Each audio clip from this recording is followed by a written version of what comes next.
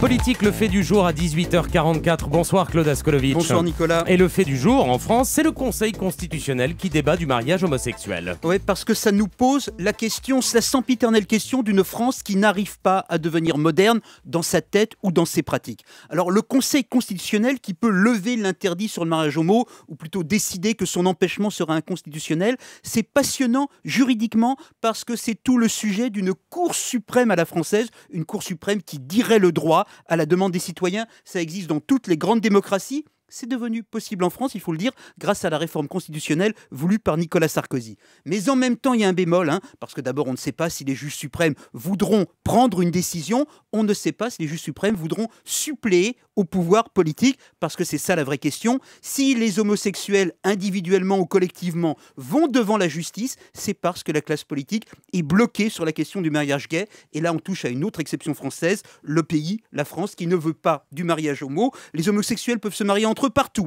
aux Pays-Bas, en Belgique, en Espagne, au Portugal, au Canada, à Washington, à New York, à Mexico. En France, impossible, ni mariage ni adoption. On en est resté au Pacs, la réforme de 99, on est resté immobile pendant que le reste du monde bougeait. Et pourquoi cet immobilisme, Claude ? Parce que nous sommes conservateurs, ou plutôt, soyons justes, parce que nous avons un monde politique conservateur. Dans cette question du mariage homo, il y a évidemment un clivage gauche-droite.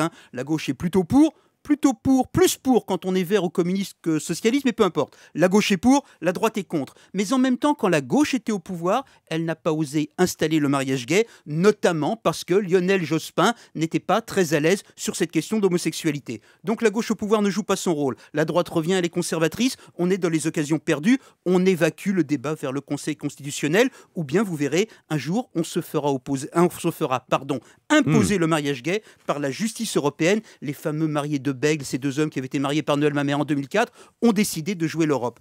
En plus, ce qui est étonnant, et j'en termine avec ça, les politiques qui décideraient d'aller sur le mariage gay ne seraient pas du tout coupés de la société. On le voit de sondage en sondage, majoritairement les Français sont pour le mariage gay et pour l'adoption par les couples homosexuels. Comme très souvent dans les débats sociétaux, les Français sont beaucoup plus modernes ou beaucoup plus simples ou beaucoup plus réalistes que ceux qui les gouvernent. Claude Askolovitch.